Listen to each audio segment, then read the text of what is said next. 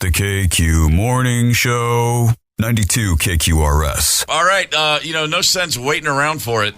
We've got the top 5 at 6, the things you need to know to get your day up and running. Today, August 2nd, International Beer Day. Is that true?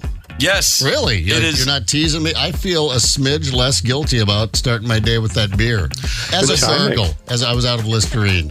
It is International Beer Day.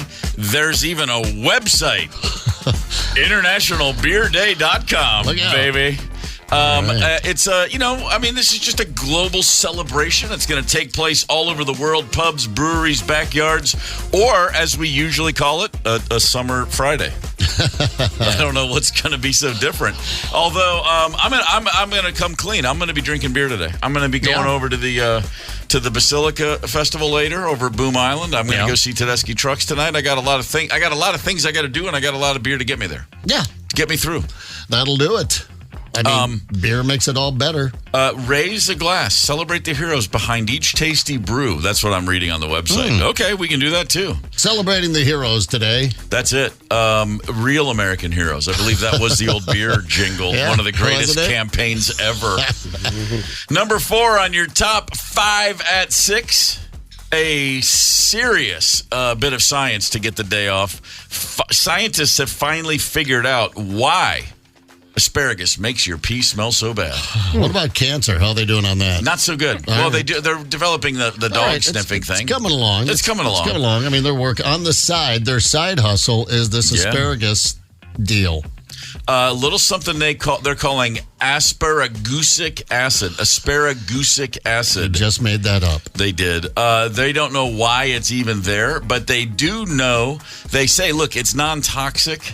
But this is the acid that makes your urine smell that bad after asparagus. And I remember, it's funny, I can remember eating asparagus as a kid and as a young adult, and I was probably in my mid-20s the first time I actually acknowledged. I was like, hey, wait, that's weird. And then someone was like, yeah, it's asparagus pee. I'm like, what have I been missing all these years? I guess I hadn't stayed around long enough to smell. But boy, it's serious. Apparently a very small percentage of people that it happens to, or they can sense it.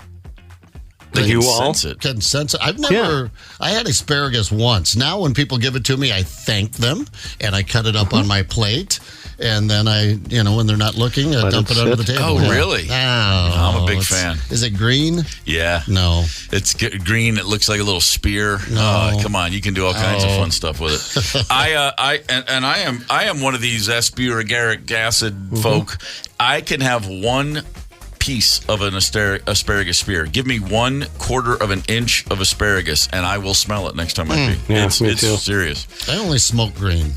Well, that smells too. It's a different smell, but if you're doing it right anyway. It is. I don't know about you guys, but last night I watched for the second time all the gymnastics finals. I watched it streaming live on Peacock in the afternoon, and then at night I put it on again. And Simone Biles, a gold medal in the women's all-around, and Suni Lee from St. Paul, God love her. She came in third, got a bronze medal. They were both amazing. On the stand. Yeah, no, that's fun stuff. I watched it yesterday afternoon, and because it was raining, and you couldn't ride a motorcycle in the rain. Well, you can, I don't. But anyway, fun stuff, and congratulations to her. A couple of golds now, and a couple of Olympics, and add a bronze for the lady. And then, don't they do, so then they do what, individual events next week? Is she going to be a part of that, I suppose? Is. Yeah. Not on all 4, but on a couple of them, sure. All right on. Drive on, Suni. That's 3 in a row. Simone in 16, Suni in 2020, which was 21, and now Simone again. Yeah. Back-to-back gold medals for the women's all-around. A little controversy at my house. On my scorecard, I did have Suni with the gold. Did you? Last night? And Simone with the silver. So, but I don't know. I emailed it into the IOC. We'll see what happens. All right. I appreciate you stepping up there. Got to support our local girls. Kate Douglas, an American, won the 200-meter breaststroke. Reagan Smith, silver in the 200-meter butterfly. And as I think we've mentioned 56 times now, Katie Ledecky is still winning medals. She was part of a silver in the freestyle relay yesterday. She is now the most decorated U.S. female Olympian of all time. 13th medal in her career. Yeah. Just ginormous right there.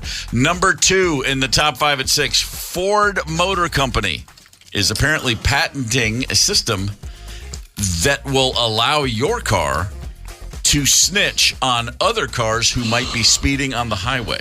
Boo! Come on, Ford. You're cool. You're one of the originals.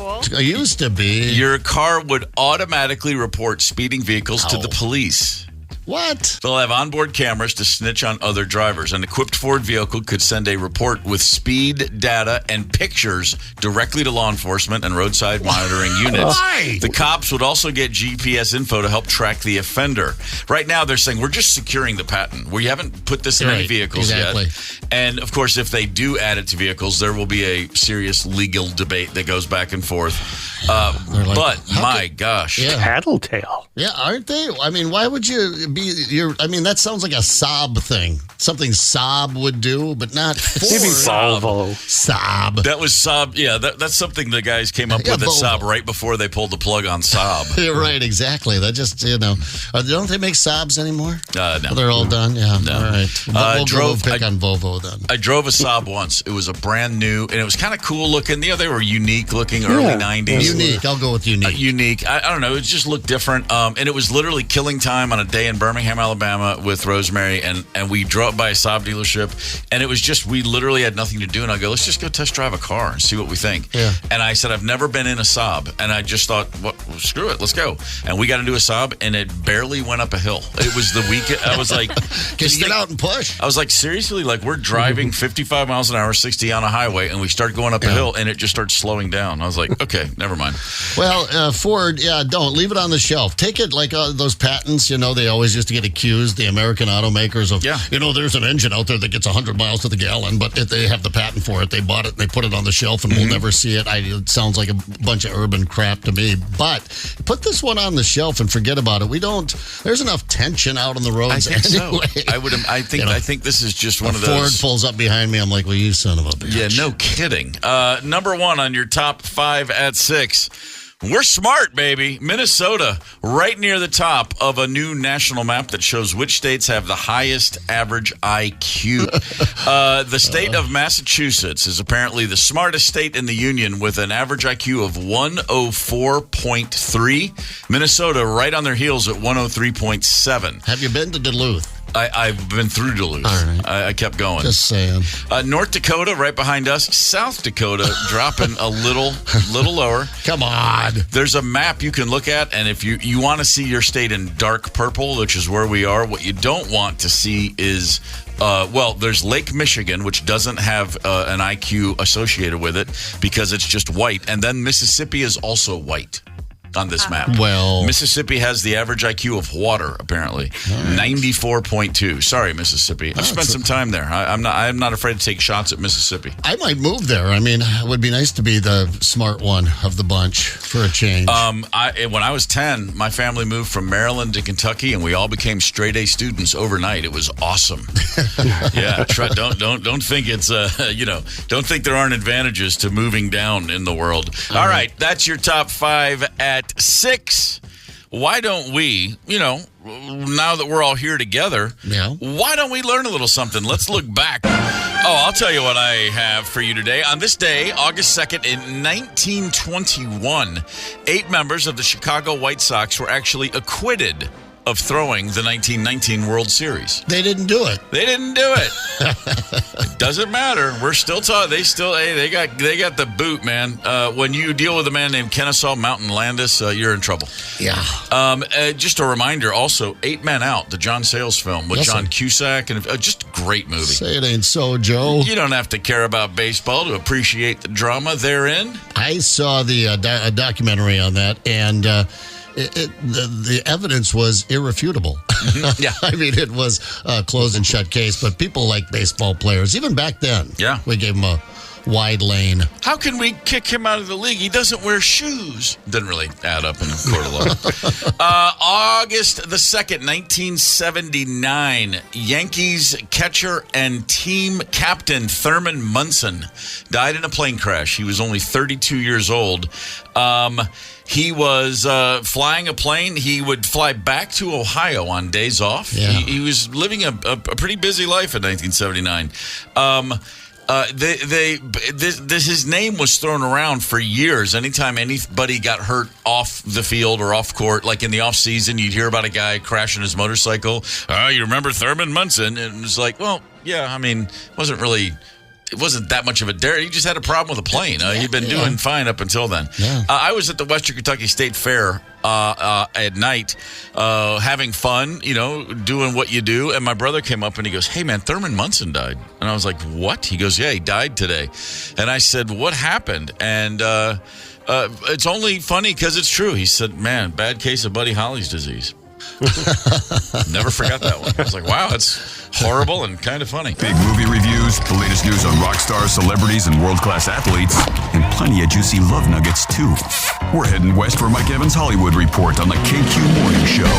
Hey, good morning, Minneapolis, St. Paul. Good morning, Steve, and good morning, Zeb. Good morning, Tony. Good morning, Ryder. Good morning. Hey, good morning, everybody. It is an Aloha Friday.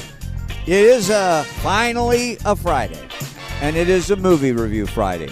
So while Deadpool and Wolverine are still playing, fabulous. While Twister's still playing, fabulous.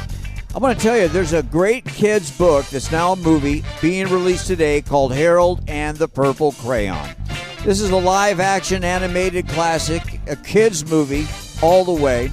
There's great effects. And while I loved it, naturally, Rotten Tomatoes did not. Starring Zachary Levi and Zoe Deschanel. Rated PG, 90 minutes long, 3 stars. Check it out. Again, Harold and the Purple Crayon. The kids are going to love it. Well, as predicted here, boy, a lot of backlash with the Olympics allowing a male boxer to box a female boxer. What a stupid decision by the World Olympic Committee. There's been one bout, and the woman went down after 46 seconds. Head injuries. Well, being hit by a man, no surprise there. What are they thinking? I still have a hard time. I still have a hard time with all the high-profile stuff with Snoop Dogg. I mean, he's doing a great job and all that, but I see Snoop Dogg, and he's like this new superstar. I just can't forget covering Snoop Dogg's murder trial. When he was on trial for murder, the same time OJ was, upstairs at the L.A. County Courthouse. But that's all gone now. He's a superstar now, but I just find it a little strange. That story, a little strange. This story is just plain sad. I can't tell you whether Pete Davidson re-entering rehab is because of his brain short circuits, as in the past, or because of Pete back on drugs, also part of his past. I hear it's both. We want to wish him a lot of prayers. TV news.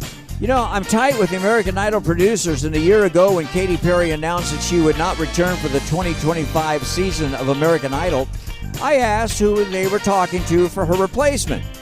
Well, their first choice was Carrie Underwood, but she lives in Nashville, not L.A. She hates L.A., and she hates traveling, and she wanted a ton of money. So that just sort of went away right away. Other names popped up, but it basically got narrowed down to Miley Cyrus and Pink, but both fell short in audience surveys as far as popularity. So last week, they went back to Carrie Underwood, and they agreed to pay her the salary she wanted, and she took the gig. What a great decision.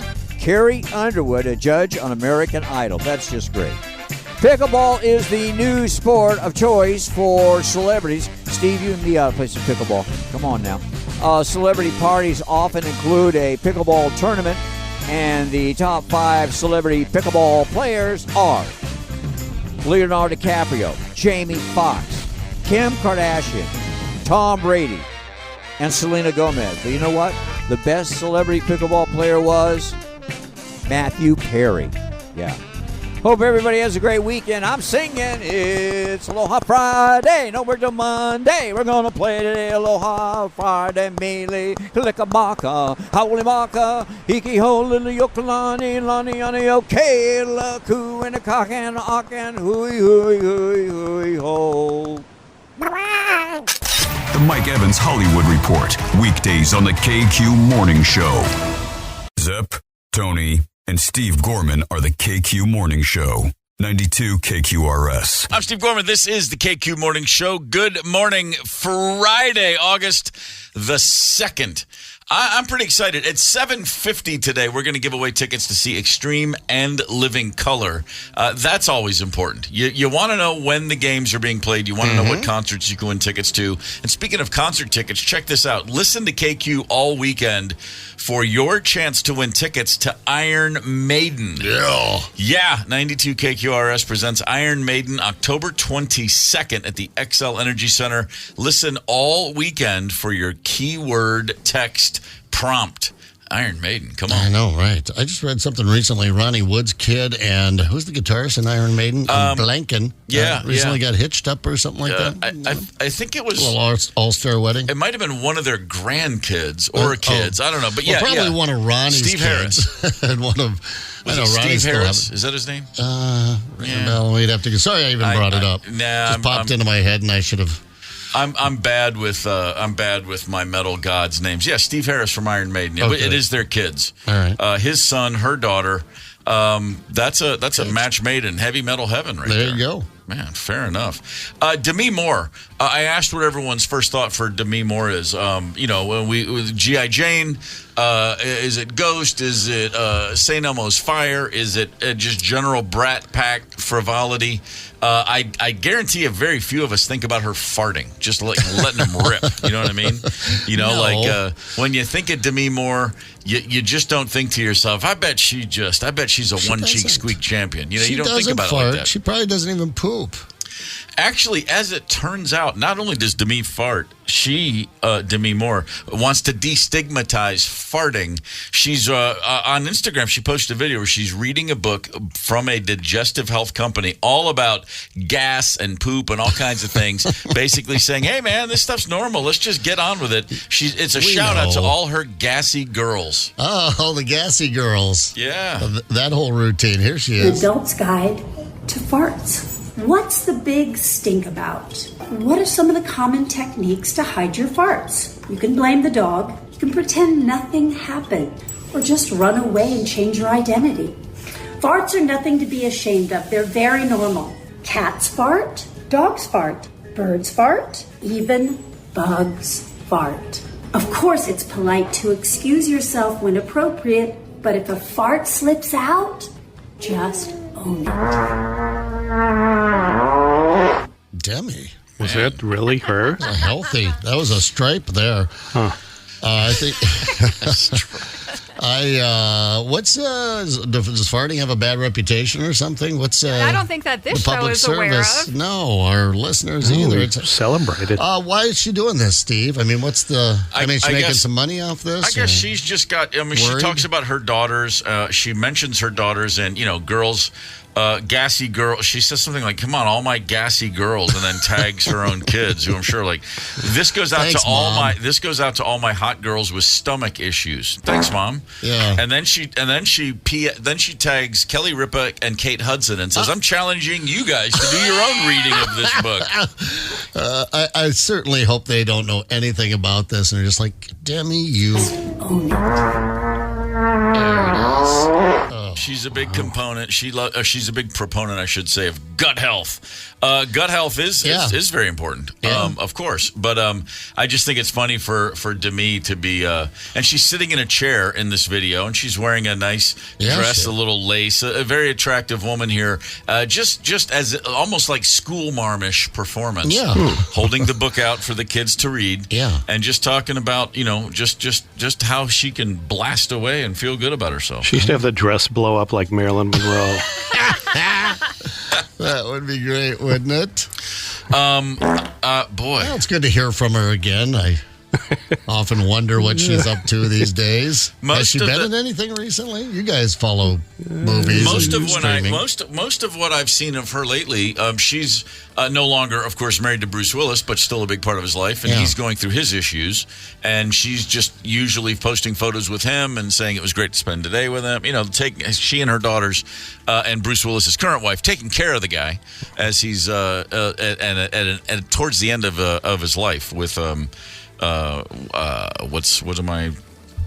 Yeah. Like not Alzheimer's, but just general dementia. Yeah, some sort It of is. dementia. Yeah. It's not common. I remember when the diagnosis came out, it's in that family, I suppose, of diseases, afflictions, but I don't immediately recall what it was.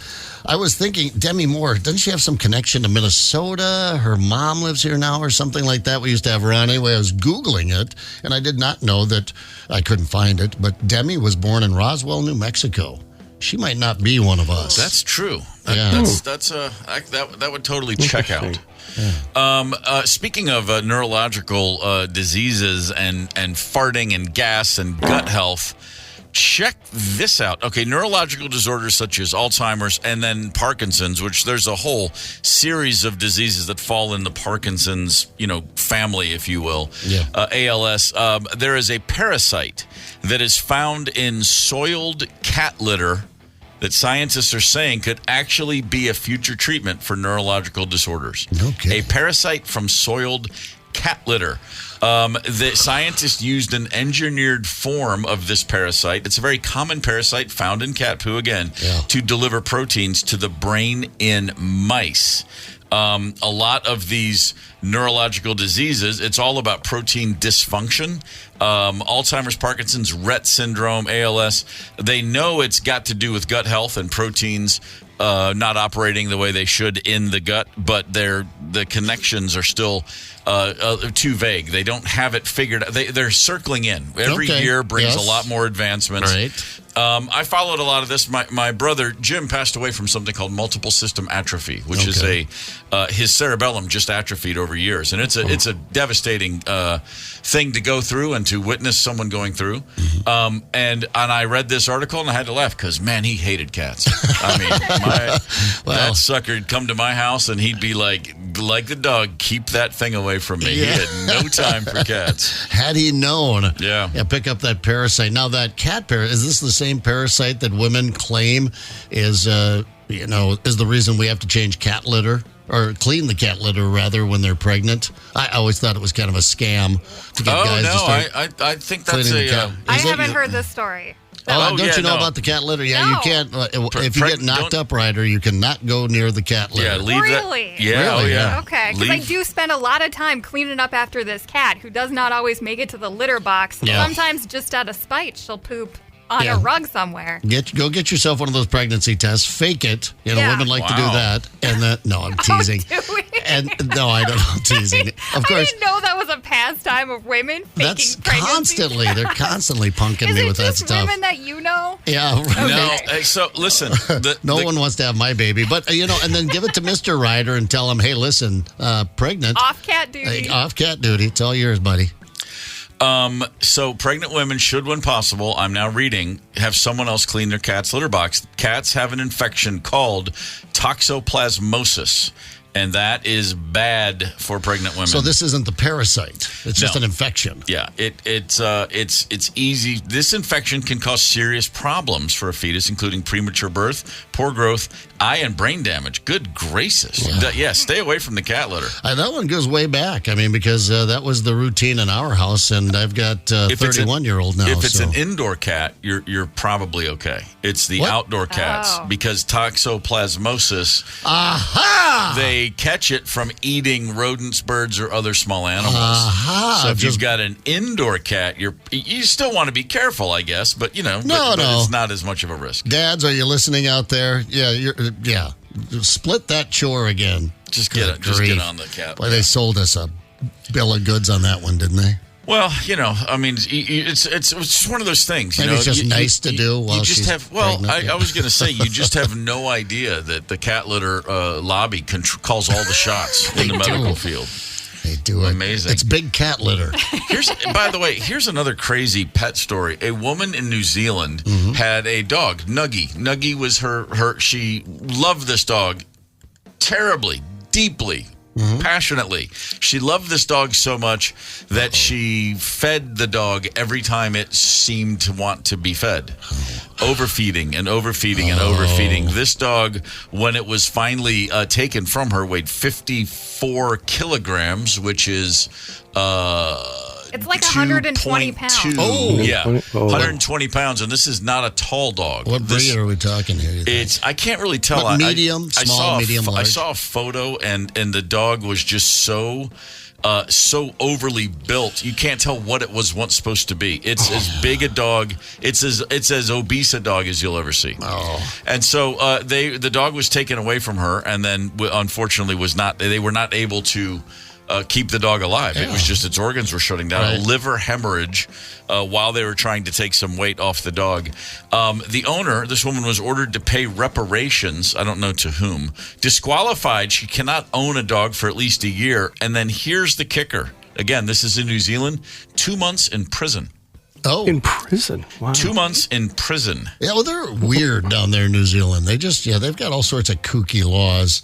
They just want to take care of their dogs. I guess that's. I don't think murdering your dog is a kooky law that you're not allowed to murder your dog. So what you're saying here is if you overfeed your dog here to the point that it's unhealthy and dies in the United States, you should go to jail. Well, there should be some sort of punishment. Should you go to jail? I don't. That's I know a it's tough one. It is a tough one, isn't it? What about your kids? What about if you overfeed your kid and your kid's chubby and fat, a bit obese, as they say? What about that? This dog was it wasn't just a little bit chubby. Yeah. It couldn't even move. But if you It's like that show, My 600-Pound dog. Life. There's Yeah. always an enabler in the family that brings them platters and platters right. of hash browns. Right. I haven't seen that show. No, I'm sorry. I binge watched it one whole day during COVID. At one point, I came across flipping channels. Yeah. And that's what I was struck by. These, first of all, just what rough, brutal existences these folks are going through. But then there's always that person who's literally like, "It's okay, honey. It's fine. It's a piece of cake. Right. Just Yeah. have it." You know, Like, wow. Right. Here's the other thing, Ryder, while we're on the topic. What's wrong with the dog? Can it just it's just going to eat until it dies? You know, we did out there on the farm, we'd take a big bag of Purina, those 50-pound bags, and we just would dump it in buckets, troughs.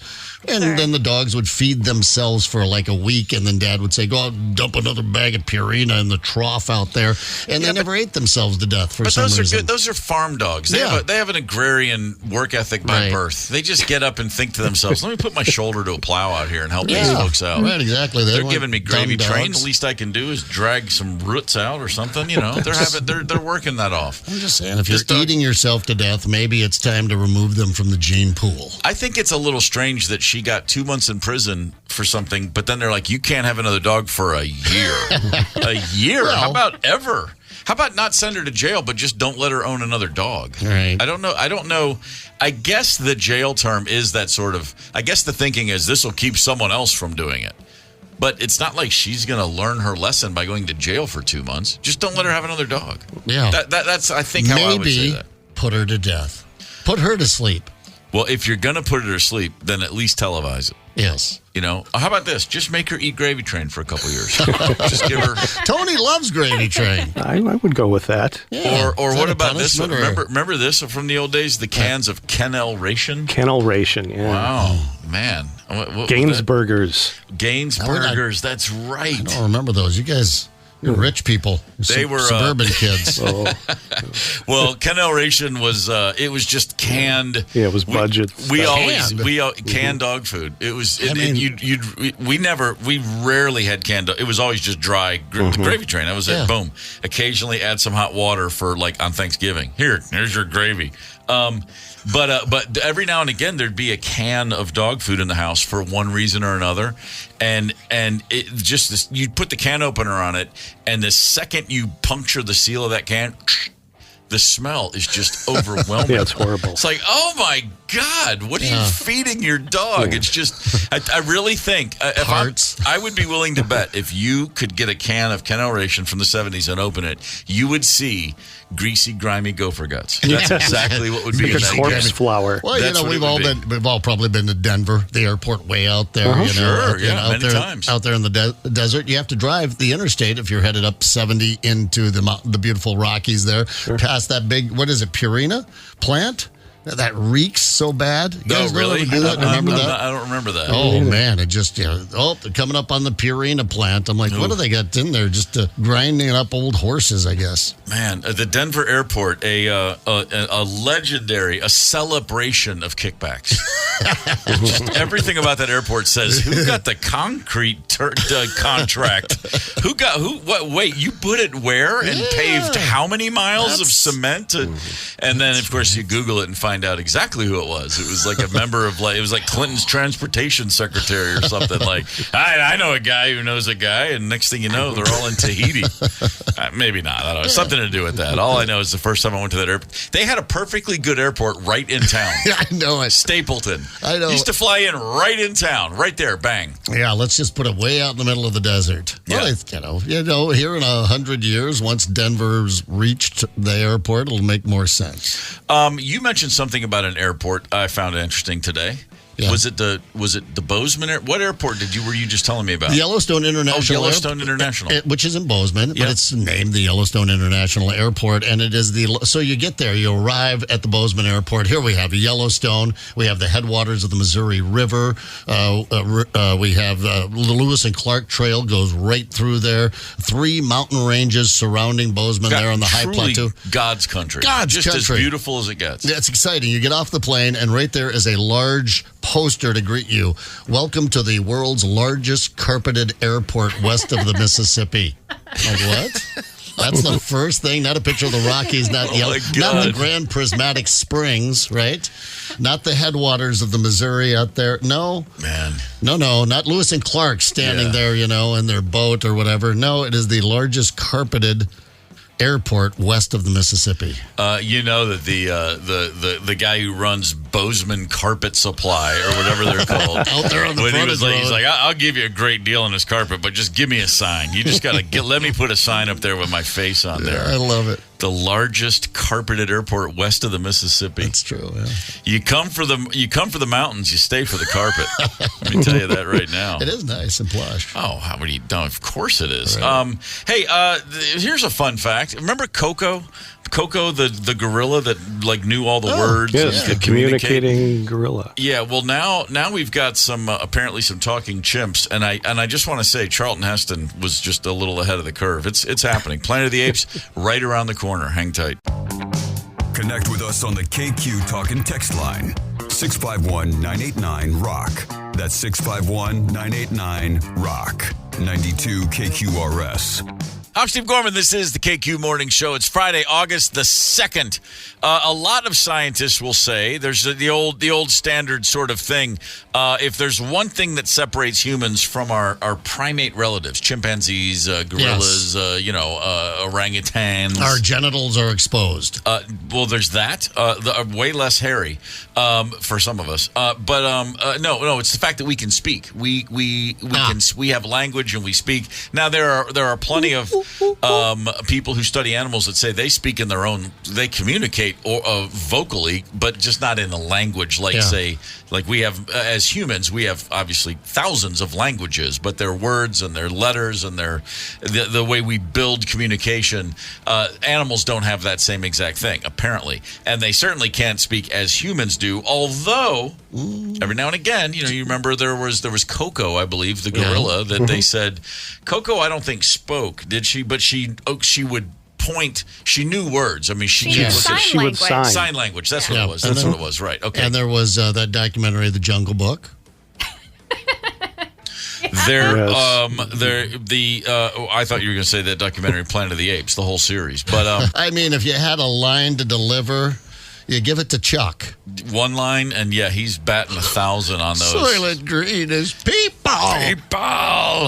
Oh man, that reminds me. Remember the Omega Man? Yes, I remember the Omega Man. That's a great movie. I grew up in Skip Zepp's house. You didn't miss a Chuck Heston movie ever. Man, no kidding.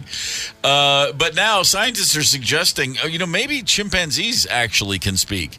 Chimpanzees are good friends. The cute little ones. They wear a diaper when they're little. They jump in your arms. Remember that story about biting your face off? Oh, they do that too. Yeah. No, they'll do that too. when we play shock the monkey around here, a team of these guys are. I mean, they don't leave. It's like beekeepers, but with armor when they strap that thing into the chair. Yeah, they're terrified of those. Those guys have the strength of 7 men. Oh, look, you murderous! Look in that chimp's eye. A bunch of scientists have been going back over footage from laboratories where they were testing things on chimps 50 years ago. Slow day in the lab. In conditions that would never, be filmed now. They probably still happen. Animal testing is an awful situation. Yeah. And I know they say they don't do this anymore. I'm just assuming somewhere in the world someone probably does. But here's the point. China. There's footage from 1962, and the scientists have gone over this, and they're looking back through notes and going, well, wait a minute. It sounds like these chimps are actually saying some words, and they're a little surprised to find that out. There's one word we can absolutely make out. Now, this is audio for real. We're not making this up. This is a chimpanzee in 1962.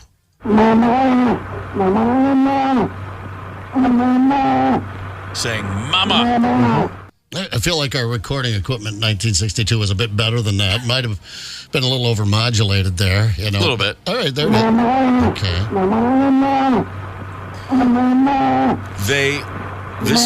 This chimp was named Vicky. These Vicky, Viki, not a C. Interestingly enough, Vicky or Viki. Maybe it's short for Viking. But in the notes they discovered this chimp could say "mama," "cup," and "up." Had All 3 right. words that seemingly and knew what this meant. I've seen the movies. Shoot it. I'm all for. I don't care if chimpanzees can talk, but I'll just say it right now because, by the way, a lot of people say that but if you teach an animal to speak, it's over. You know, like you'll see these people reacting to these stories.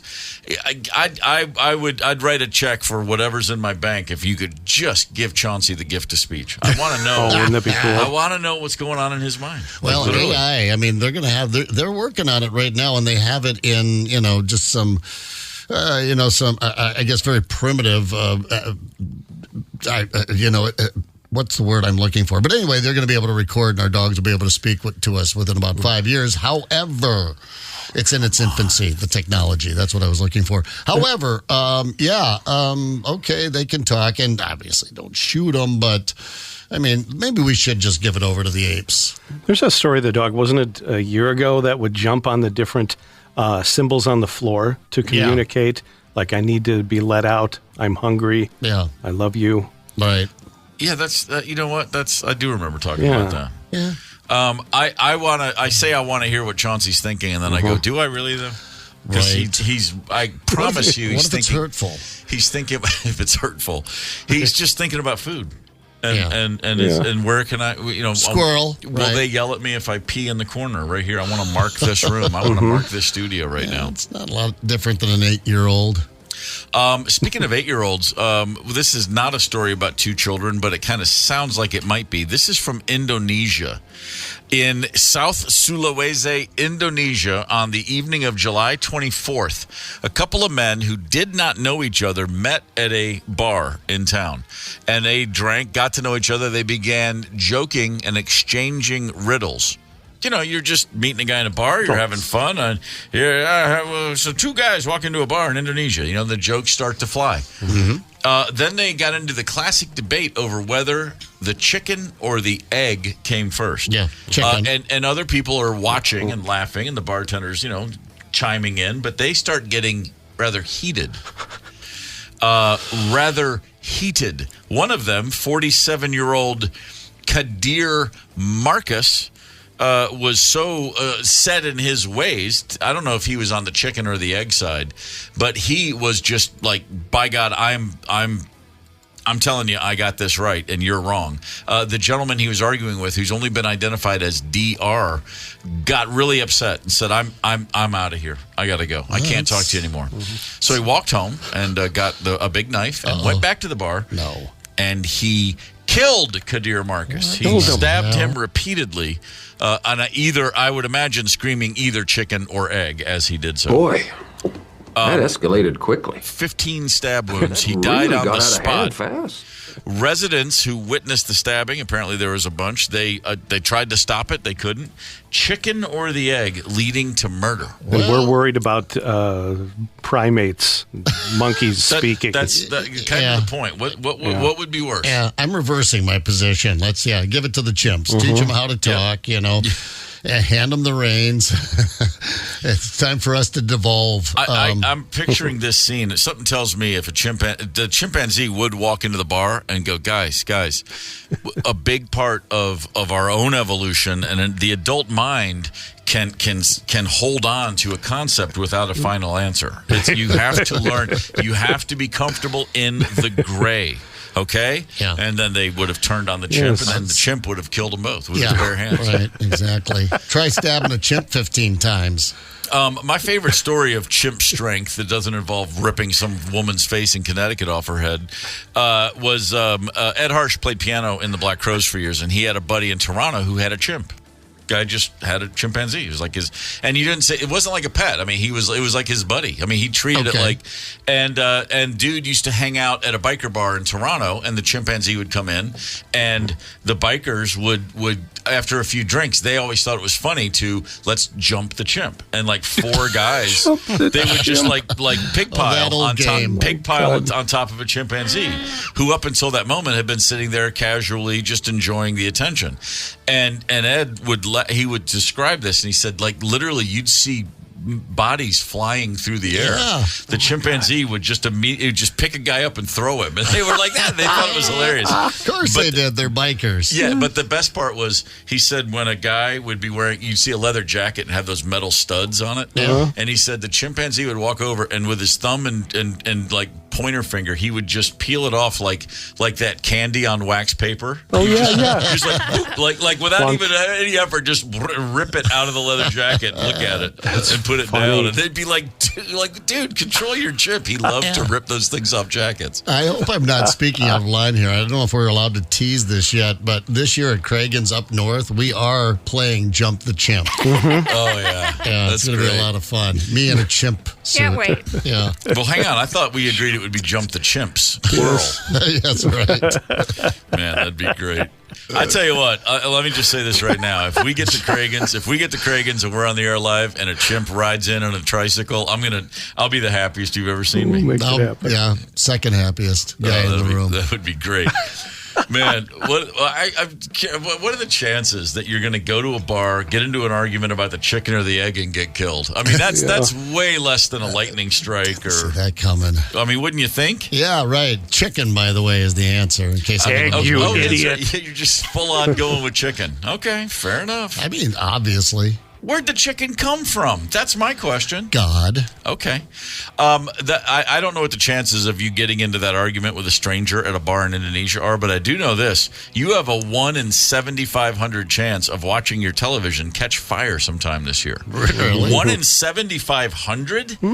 That seems pretty low. I would think. I mean, one of every 7,500 TVs catches on fire. I've just been watching TV for a while. I've had a few over the years. I feel like I would have witnessed this with my 1 in 7,500 chance, but I'm not very lucky. I've learned playing the lottery. This is from a book called Danger Ahead, The Risks You Really Face in Everyday Life. And it just gives a bunch of these bizarre ones. How about this one?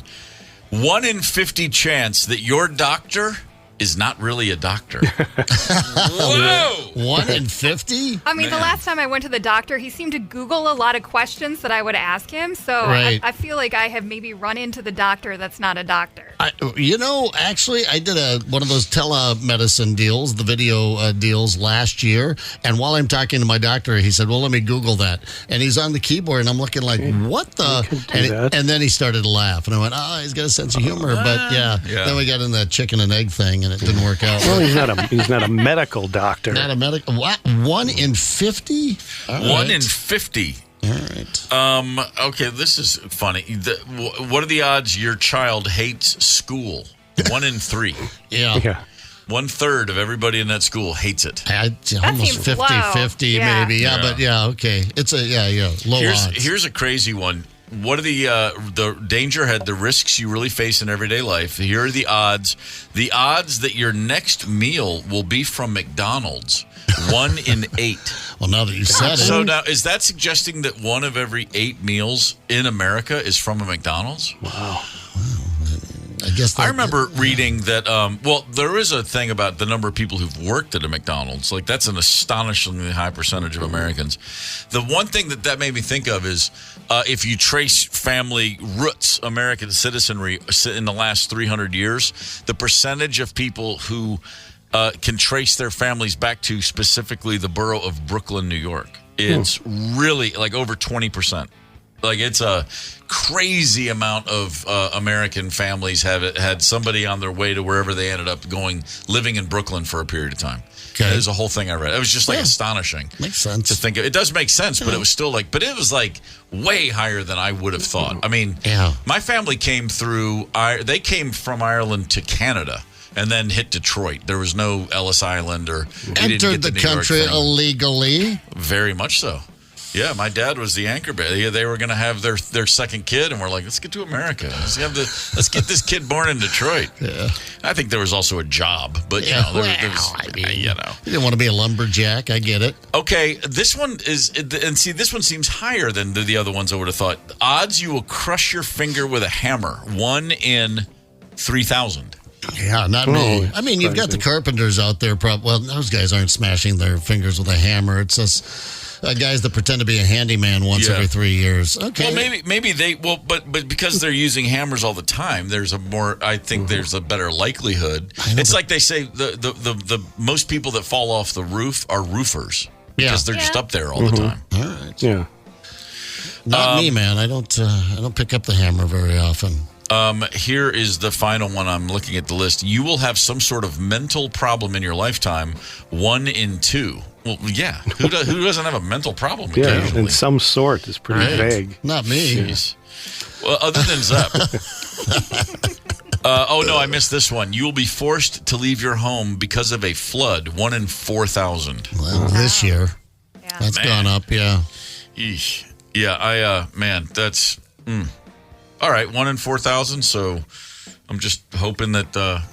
Let's see. Do I live I live near a river. Yeah, you do. I should probably be real close to one. Well, that's quite a bank there you've got there on the Mississippi. And then they've got all that, all those. What are they, runoff things? The truth is, if where I live, if I get flooded by the Mississippi, that's the least of our problems.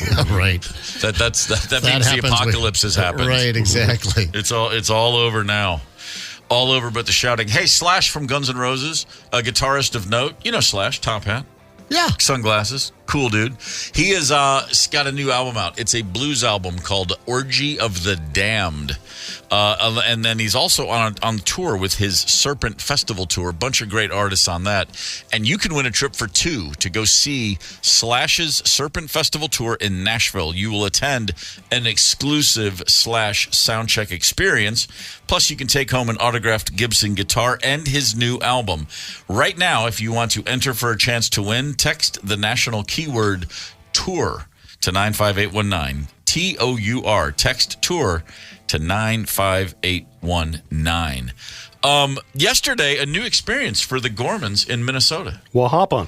Went down to the river, the Mississippi, and took in a water skiing exhibition. The River Rats. Yeah, right. Who knew? It's an aquatennial staple. The only thing I could say that was confusing to me is why the Go-Go song "Vacation" wasn't playing the whole time. That's all I could. The only thing that would have made it more sensible to me is just blast that song for the whole show because that's what I was seeing. They're serious water skiers. Did they do the pyramid for you? Yeah. All right, of course. Yeah, they did all kinds, and it was like I was looking at the Flying Walendas. I was like, this has to be a family. You're just born into this. Often is. There's been more than one Minnesota family that have made it a family affair. I know one in particular, but I don't know if the River Rats are a family, but it wouldn't surprise me, I mean, you just got some really little kids out there occasionally, too, and I'm just thinking like, oh, yeah, that's not like they didn't audition. They were just told, you're going to do this. Yep. That's how that worked. Yeah, but it was fascinating. Yeah, and then fun. I was reminded of the fact that my water skiing career has yet to begin. Never water skiing. Someday. Never once. get you out up there, maybe on Gull when we're up there in October. You think? That won't be cold at all. No, that'll be great. They have suits for that.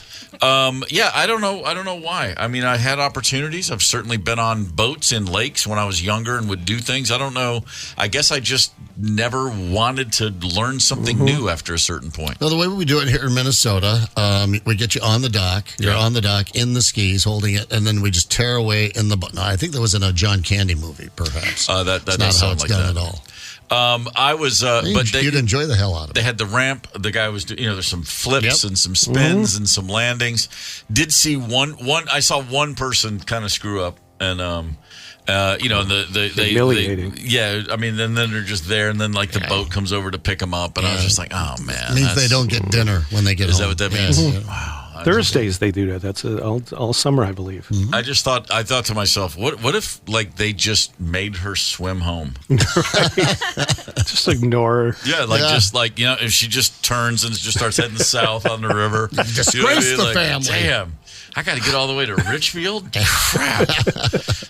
I did not realize it was going to be this tough. It's the KQ Morning Show, 92 KQRS. Zep, Tony, and Steve Gorman are the KQ Morning Show, 92 KQRS. We just heard Queen. I think oftentimes about... I talk about this all the time. Bands, it's all, chemistry is the thing that makes a band...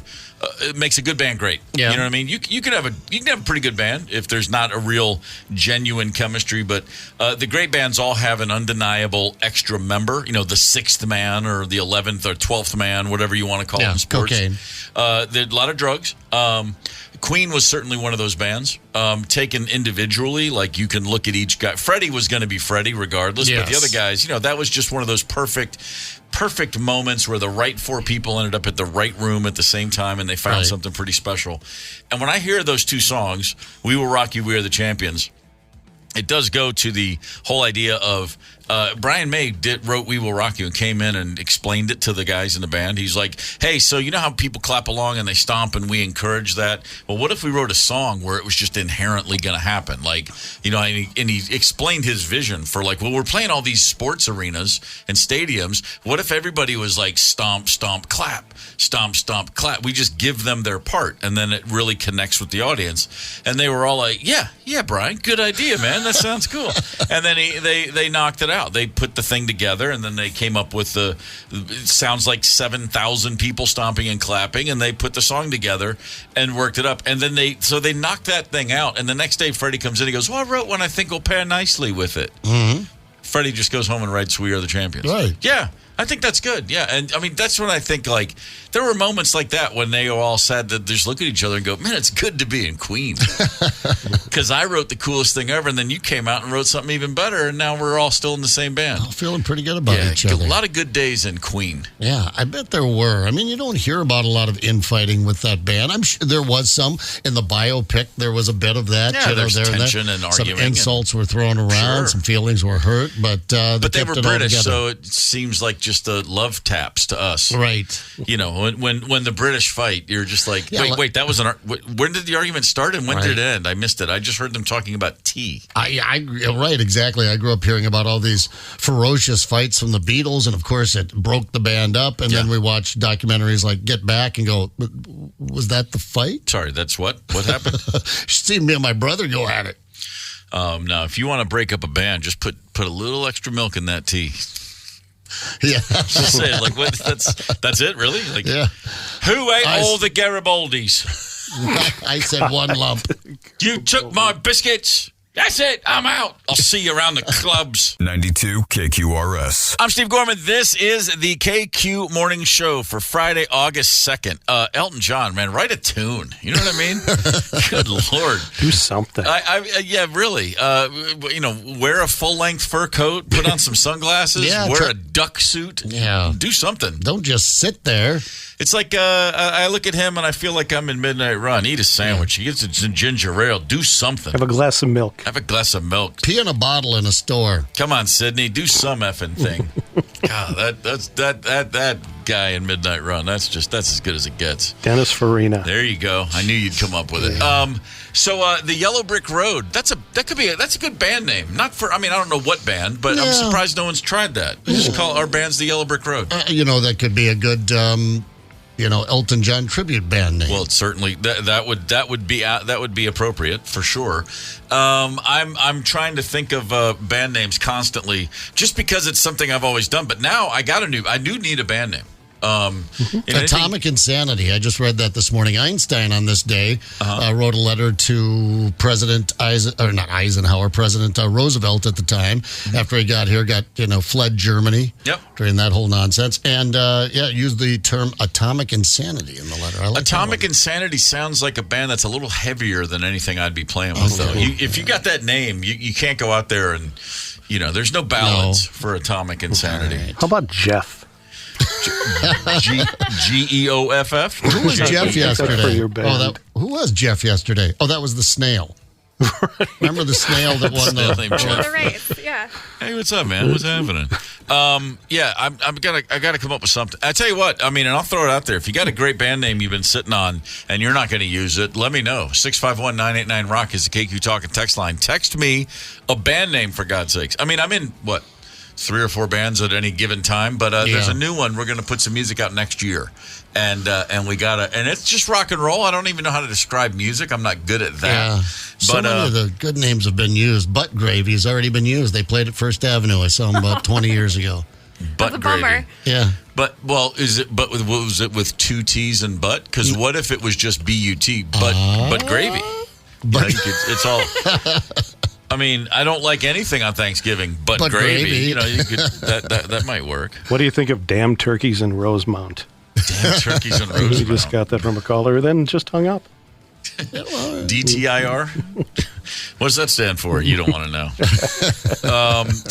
But you got me on the drums, and you got a guy from REM, and you got a guy from Hootie and the Blowfish, and then you got a great guitarist, and it's some people that have all done other things. That kind of almost makes it harder because we've all been in bands and bands with some. What's the acclaim and had a good run at things, and what about Bipolar? Bipolar? Yeah. B-Y-E? See, I'm always looking for the, you got to make a twist on that one. That reminds me, I remember joking, my college girlfriend was bisexual. Every time I wanted to have sex, she said, bye. Good night, ladies and gentlemen. I'm here all day. Save that one for the end of the show, and then right into the Lisa promo. How about this for a band name? Journey Fight. Journey Fight. And we could say we were inspired by the Neil Sean and Jonathan Cain war within the band Journey, which has blown up yet again. Jonathan Cain, keyboardist and songwriter of a lot of those big-ass 80s sappy Journey hits, he is suing guitarist Neil Sean yet again, claiming yet again Neil is spending on the band credit card. His spending is out of control. There is apparently a band American Express card. There's a Journey American Express. I want one. Get the Journey American Express. Neil Sean has apparently been maxing out the account. There's a $1 million limit, and he's maxed it out on this tour. They have agreed to a certain number of costs, and they had agreed to a budget that they both accepted. The budget included a daily hotel fee that could be no more than $1,500. Your hotel room cannot be more than $1,500 a night. Apparently, Neil Sean is spending more like $10,000 a night. Well, Neil, he's been out on the road long enough. Maybe he just wants to treat himself. The suit claims that debt payments have been blocked. They couldn't pay their crew and production company on the current stadium tour with Def Leppard. If that's true, if you're actually like, hold on, we can't pay the crew, that tour is going to end real fast. Yeah. Right. Those men are professionals. Those men and women on a crew like that, that's not your roadie stoner friend. Those are real technicians. Maybe have them up to the $10,000 suite and explain it to them.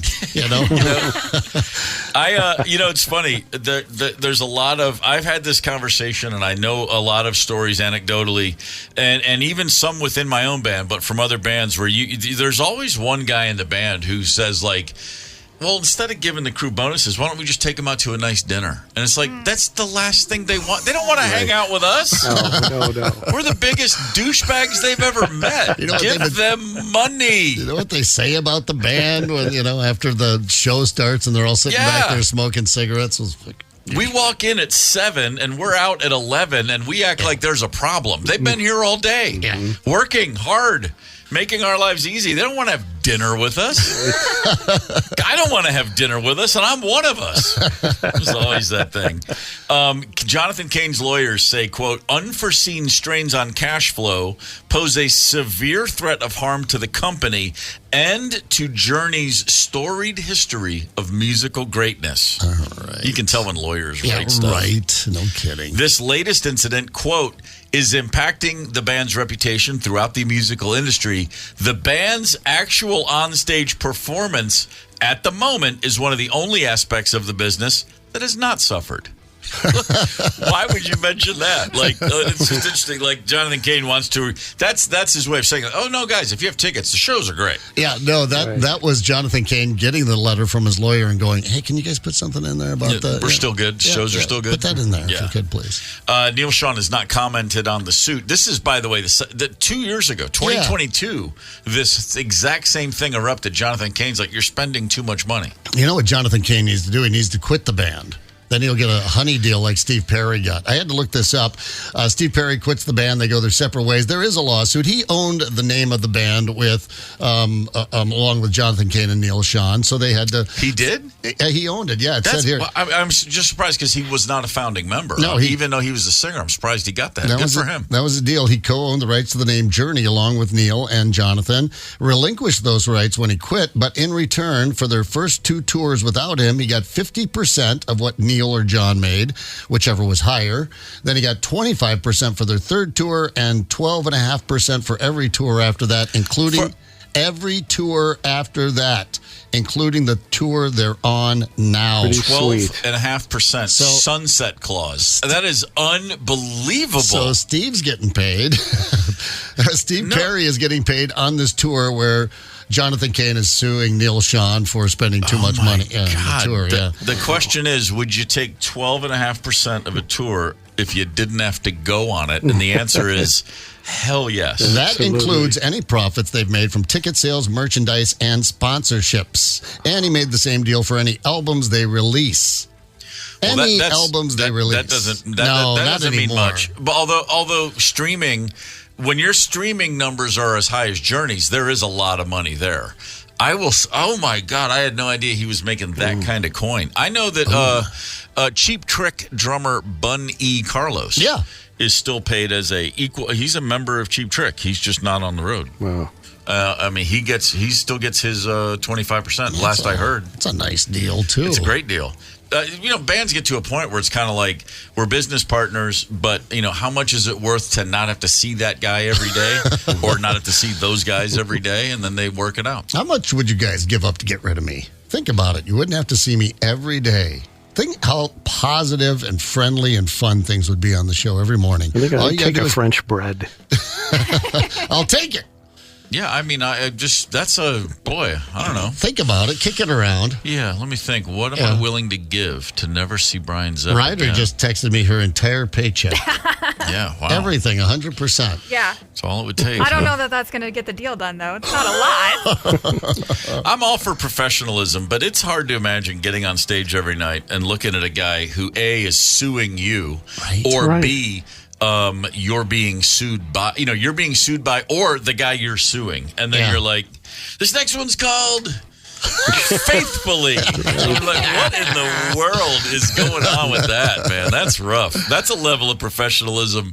That's like Siegfried and Roy must have hated each other's guts by the end. You know what I mean? Like Royce, he sicked that tiger on Siegfried or whichever one got mauled. Yeah, he gave him the look. Just go, go do something. At some point, they were just like, I can't believe I have to get up and play with wild animals with this guy again. Man, that is rough. That is, I mean, bands filled with tension constantly. I get it, but this one, the second time in 2 years, you're suing him, and then it's just so odd to me that you have a business set up where why does Neil Sean have a why is he operating the band credit card? Why is you give that to the tour manager and you just say, hey man, can I stay in this room? And he goes, yeah, it's coming out of your personal money. Okay. Or no. But why is the actual guy in the band holding? I just want to see that black Amex he's walking around with. Right. Look at the name on that card. Neil Sean. Journey. I mean, it's the funniest thing ever, man. Like, go to Costco. Could I have the card? Yeah, I mean, I'm just picturing, do you think Bono has a card that says Bono, you too? Like, boom, probably. Here you go. Actually, he probably does, yeah. And it's probably like some, the rest, it doesn't even, he's probably already got, it's like scanned into his palm. Probably. And if you, if he scans his palm and suddenly if you're holding the scanner, you feel a little lighter inside. Adam Clayton has a limit on his credit card. Yeah, that's just the wildest thing to me. $10,000 a night in hotels. That's hard to do. That's hard to do. That's a nice room. What do you get with that? You get the wet bar free? You get way more room than you need for a hotel stay. I guarantee you probably there's a staircase involved. I bet there's a spiral staircase involved in a $10,000 hotel room. Probably cable. Yeah, probably a cable.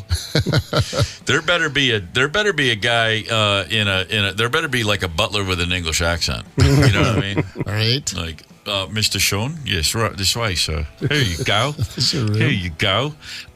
Here's something we touched on briefly earlier in the show, and this is a weird one to me.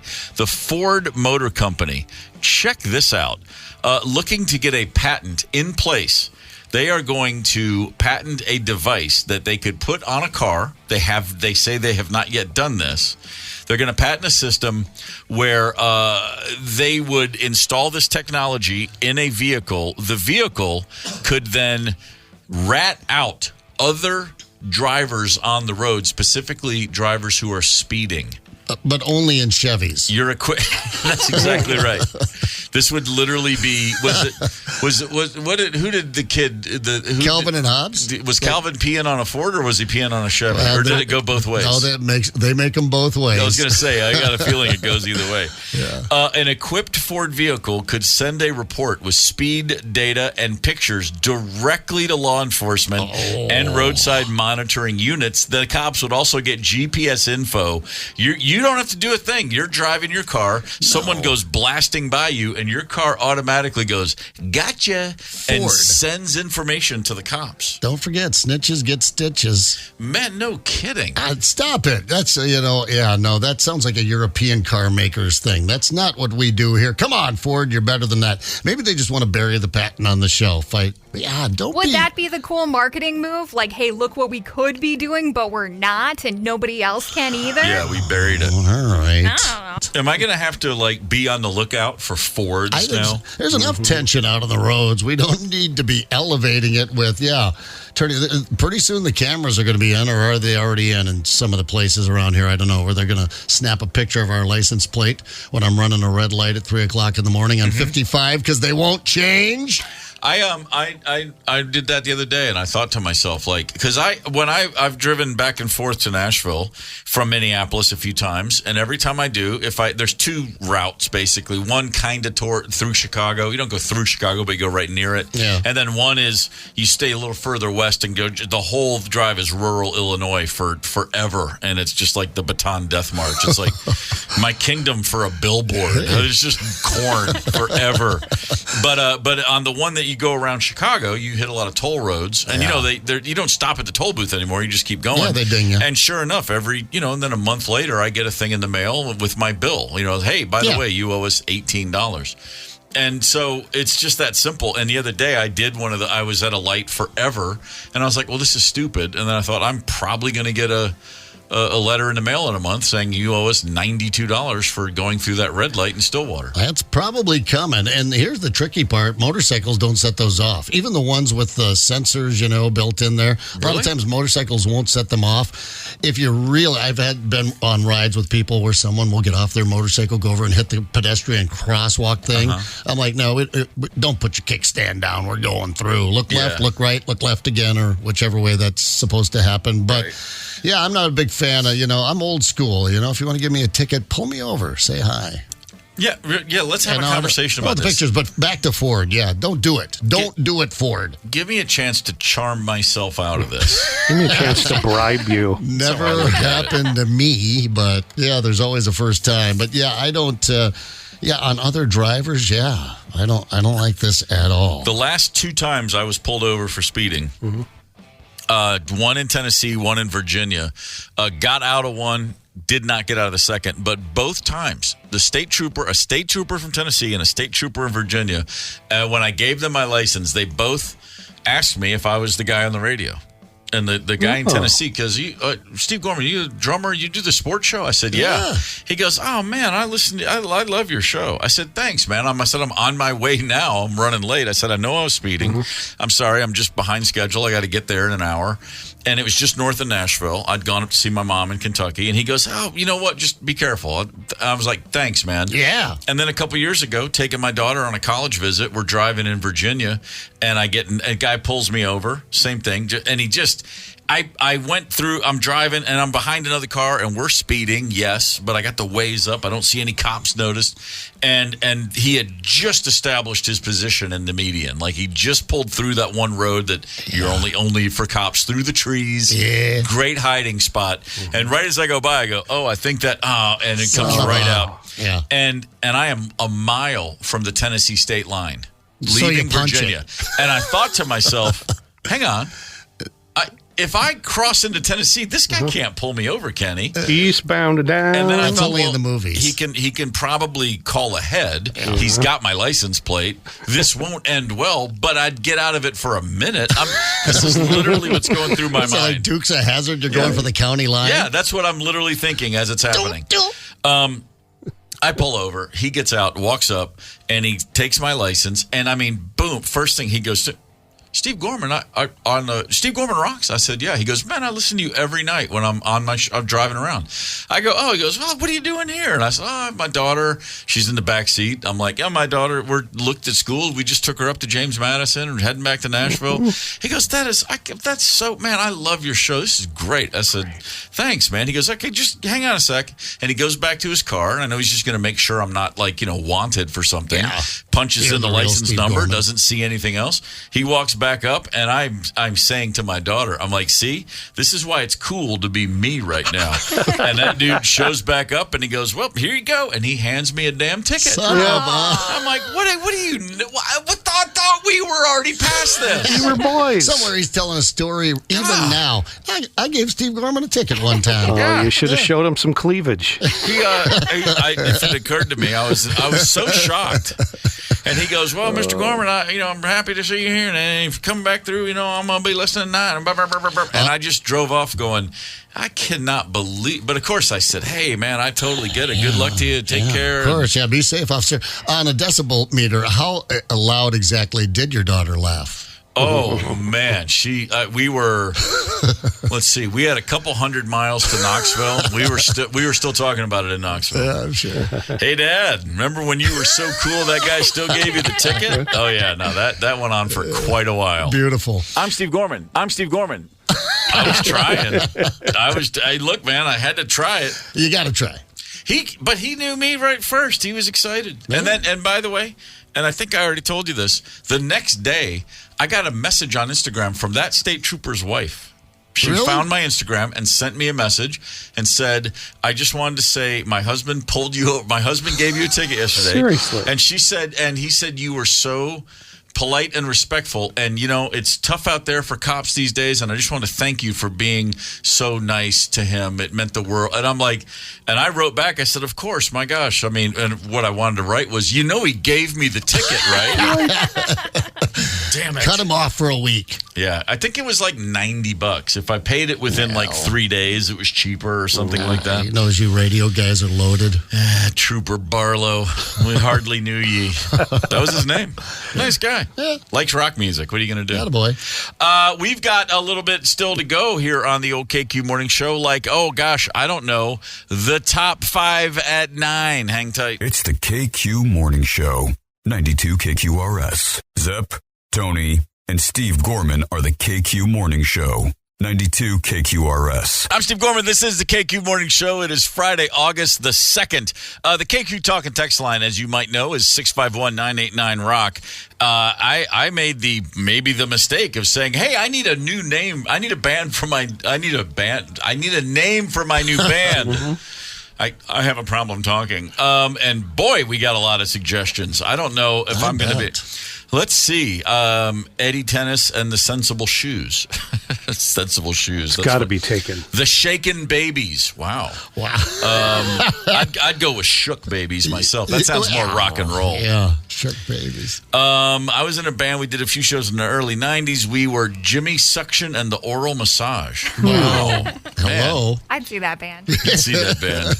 I was in a band in the 80s. This is me speaking. I was in a band for a little while in college, just a stupid party band, and we changed our name every show. We were Baby Faye and the Heartless Baboons once. It's always my favorite. Remember the little baby Faye? They put a baboon heart in a human child, and she lived like a week. I love that. And you commented one time that not great for marketing, changing your name. Yeah, it gets in the way.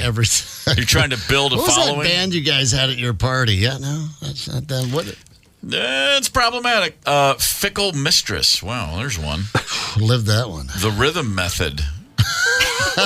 Speaking of live that come one. out to oh Domino Sabado, Latin Catholic music, the Rhythm Method. Yeah, there's a few good ones there. The Black Toes. Okay. All right. Oh boy, that reminds me. Yeah. I probably shouldn't tell this story. Yes, you should. Oh, please do. Okay, it was a quick diversion into one of the dumbest things I ever did. Yeah. MTV Video Music Awards, 1992. Okay, we're playing there. My former band, the Black Crowes, and it's 1992 VMAs. It was huge. Still, it's at Pauley Pavilion in Los Angeles on UCLA's campus. We have a trailer backstage, like all the bands. There's one little section with 3 trailers. We're in the middle of Guns N' Roses and Nirvana. Wow. And Axl and Kurt were beefing. There was the word on the street was there's going to be a fight. And they're going to go at it. And I'm like, have you guys ever seen Kurt Cobain? Yeah. He's not going to fist fight anybody. And Axl Rose, he's walking around, and like the backstage mood, everybody was like, I think Kurt and Axl are going to fight. And we're standing there the whole time like, I'm kind of getting excited right now thinking about it. And so we're in our trailer, and we're seeing some of the Guns people over to one side and some of the Nirvana people over to the other side. And then someone pointed out to me, it was perfect. It was like you guys were this perfect bridge band between the 2 giant bands of their eras. And there was a brief minute where Black Crowes were pretty big too. And then it was like Nirvana came along and killed it. But, so it was just a funny moment in time. But we're standing around, and it was getting to a fevered pitch. They're going to fight. And I just, at some point, I opened the door to our trailer, and I stepped out, and I'm holding a cocktail, and I'm bored, and I looked, and I said, hey, we'll fight both bands at once. Let's go. All this talk. I said, the 6 of us will kick all of your asses. What was the average height of the Black Crowes then? Everyone was over 6 feet tall. Yeah. And everyone's wearing boots. And everyone's walking around just being... But I'm kidding, but it was true, but it was funny. And we all thought it was funny. And then people are like, you guys are terrible. And I'm like, this is a joke. It's high school. Fist fight between singers and bands. It was all so stupid. And so there was just this charged atmosphere anyway going on. So Bobby Brown is one of the artists on the bill as well. And at some point, I walked out of the trailer, and then I come back into the trailer, and Bobby Brown had 3 backup singers that were part of his entourage and sing whatever, and they were like dressed and decked out like ready for the show, very scantily dressed women, and they were for some reason in our trailer. They were under the impression it was their trailer. Yeah. Well, and I opened the door into them saying, I don't know who you think you are. And they are getting in my bass player's face. And he's laughing. He goes, guys, I think you're in the wrong place. Yeah. And it just was just going with the mood of the day, which was just a lot of weird tension and just confusion and hangovers, and as it was. And I listened to this one girl, and she's just getting feisty and starting to get all mad and she's starting to get her shoulders back like there's a bunch of problem. Easy. And I said these words aloud. I said, did you see the door It says black crows, not black hose. Oh, you didn't. Yeah. And as the words came out of my mouth, I literally tried to pull them out of the air. Slow motion. It's a funny joke to tell later, but not right now. Oh my God. You want to talk about dropping a match in a Tinder pit. They weren't amused at your quip. And that's one of those moments when there's no way to say, I'm sorry, I was trying to be funny. We had to escalate with them. And then Johnny knew the assignment. He goes, you think that's bad? And all of a sudden we get more aggressive. And he's like, you're in the wrong place. You're trespassing. And I'm about sick of your, and then they turned and walked out all mad. And then I shut the door and he looks at me and he goes, are you, and this is the funny, he goes, You said that? Because I would be like the last guy to try to add fire or gas to the fire. I was like, come on, man. It was. I couldn't help it. It was too good. And then, of course, we laughed about it for like 9 years. It was. Whew. Anyway, sorry, but that was, man, I hadn't thought about that one in a while. That's a good one. And so, Cobain and Rose never? No, of course not. They don't even think they ever crossed paths. Who would you take in the fight? I mean, obviously, you think Axl's probably a bit bigger, but Kurt's got all that inner rage. Oh no! I would have bet on Cobain because he would have. He was anesthetized. He wouldn't have felt a punch, and then he, like you said, a slow simmering, I just hate everybody vibe coming out of him at that time. It would have been something. Got it. It would have been like watching those videos where you see like a jaguar and a python. Yeah. And you wait, and then it's like 60 seconds passes, and you're like, well, actually, they both just laid there. Nothing happened. It would have been that kind of fight. I'm not sure who would have been which, but not much would have happened. I'm pretty convinced about that. So a lot of band names. Yeah, thank you for those. Let's see. Blues Moves, Mudslide, Taco Night. Wow. I like Taco Night. If you see Taco Night on a poster, you're not going to skip it. You're going to be there. Kind of sounds like a band we'd all throw together. Not REM, Black Crows, Hootie and the Blowfish. Taco Night. Tuesday Taco Night. Tuesday Night Taco Club. Wasn't that a Sheryl Crow album? The Tuesday Night Taco Club? Something like that. You know what? Let's do this. How about we take a quick look at the top 5 at 9, the things you need to know to start your day off right. It is Friday, August 2nd, which means tonight the Tedeschi Trucks Band is at the Armory. Hell yeah. Nice. Also tomorrow night. I will be seeing them tonight. That is as fine a live band as you're going to see ever. Yes, sir. And Derek Trucks, obviously, one of the great guitarists on the planet. Oddly enough, so is his wife, Susan Tedeschi. If you've never seen this band, Derek gets all the acclaim because he's just that guy. Yeah. But Susan, in her own right, is also just a ripping. I feel silly even saying this because she's just obviously that great. But she is the one when they're doing guitar solos. She's the one who comes in and like just rips it. Like she'll just get a little dirtier tone and she is a very aggressive soloist. She's a badass blues guitarist. Every time they come down, I forget, was it the Orpheum or State Theater last time, they always sell those out. I don't know, the Armory has more seating capacity, 2 shows. You might be able to pick up a ticket, I bet. That'd be a hell of a show to check out this weekend. They're great. And and by the way, she's also one of the great singers walking the planet right now. She sings kind of like Ann Wilson, full voice, but with such control and is never off. Her key is perfect. You're not supposed to be able to sing that hard, that loud, that aggressively, and still sing so well. If that makes sense. Doesn't scream like Ann Wilson. No. She just belts it. She can go there. Absolutely incredible. Everybody on that. They have a very large band, double drummer. 9 or 10 people on a given night. Everybody on that stage is top notch. I'm looking forward to it. A recent poll came out. People testing IQs around the country, looking at a map. You can check this map out, and it's color coded. And we here in Minnesota are real smart. We're like a top 3, top 4 state in America for average IQ. Duh. Nice. How did Wisconsin do? Last. We kicked their last place, Wisconsin. Go figure. A little less than Minnesota. Actually, not too bad. Yeah. But we're right there with you got Massachusetts number 1, and then I believe just north of them, New Hampshire was number 2, and then you got Minnesota. So we're all kicking about a 103.7 IQ. Obviously, I mean, except for Duluth. You don't want that. What the second swipe at Duluth? What's going on up there? I don't know. I'm picking on. I love me Duluth, by the way, but yeah, I don't know why I'm picking on Duluth because I love them so. They've got so much going on up there. They're anchoring down the big lake. That's very true. They're anchoring down the big lake. I like that. Let's see, number 3 on your top 5 at 9.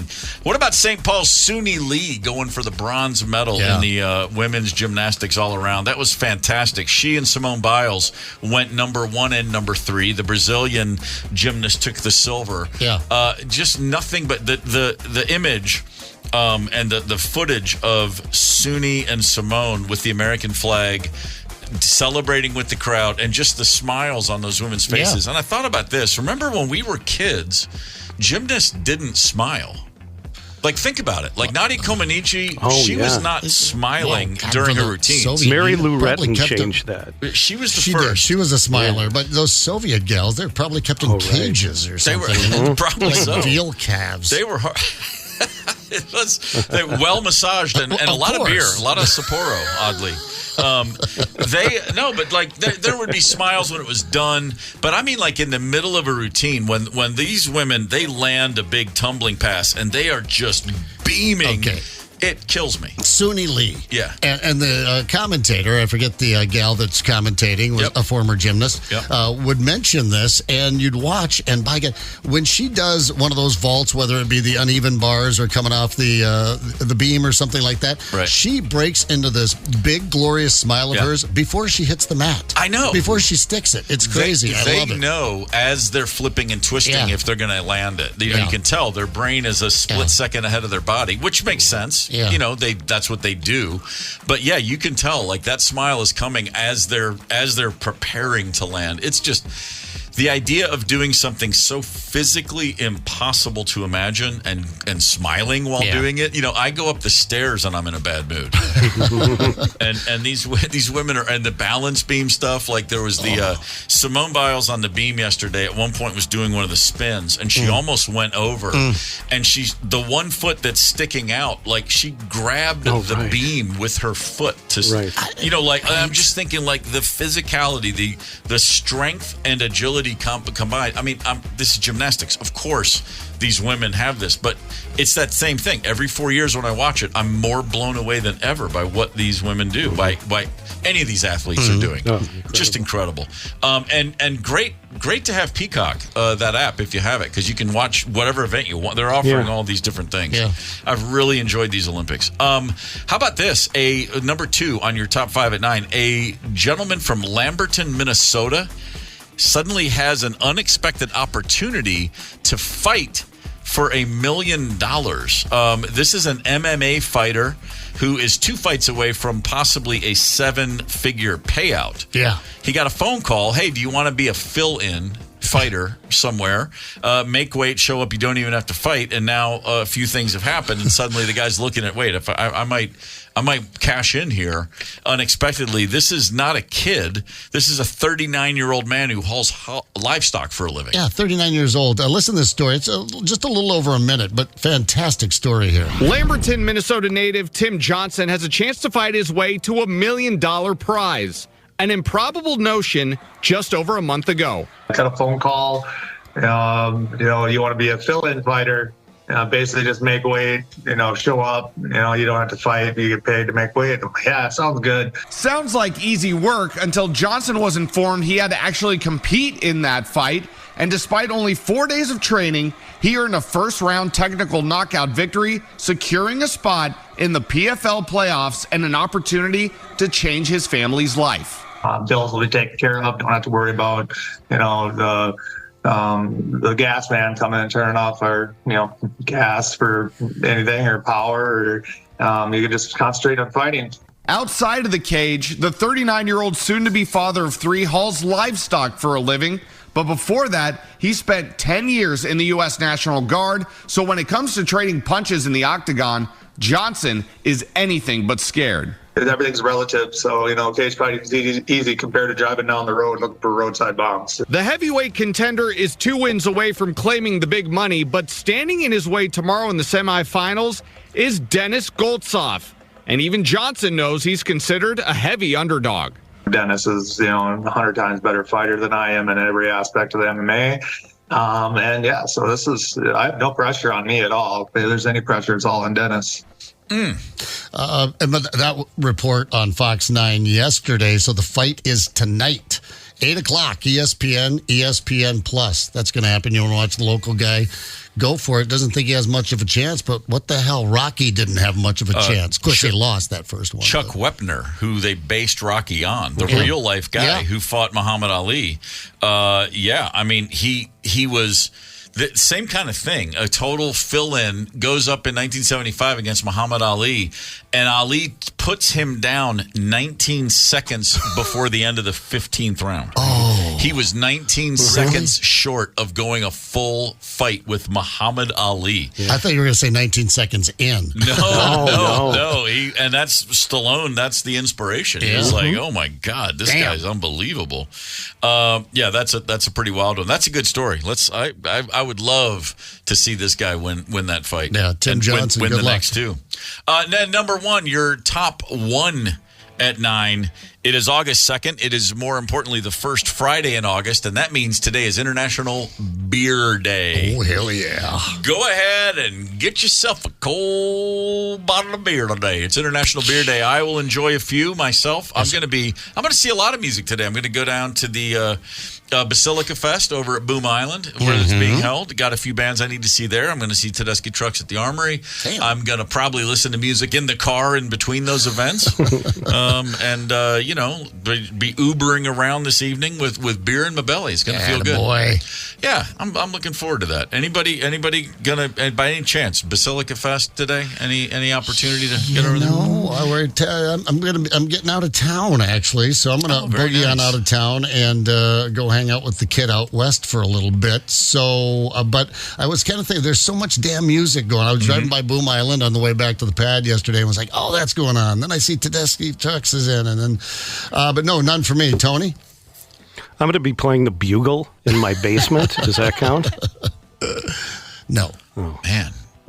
No, interestingly enough, I bought some bugles recently, which is like once a year. Did you put them on your fingers? Oh yeah, always. Once a year, tops. But boy, when I get them, I love them. And then I have them, and then I don't want them again for a long time. You ever put one on your wiener and call him the Wizard? Sure. I knew I wasn't the only one. Yeah. Have you ever not done that? I think that's the question. Still on right now. Jeez, that's complete. you see, he's like adjusting in his chair every few seconds. You ever wonder why? Keep the wizard zipped up. Wizard. Hey, Billy Joel and Sting are going to share the stage for one night this November in Las Vegas. You could score a trip for two, including round-trip airfare, a 2-night hotel stay, and tickets to the show. It is at Allegiant Stadium. Text the national keyword GIRL, GIRL, to 95819 right now to enter for a chance to win. Get the KQ Morning Show podcast wherever you listen. 92 KQRS.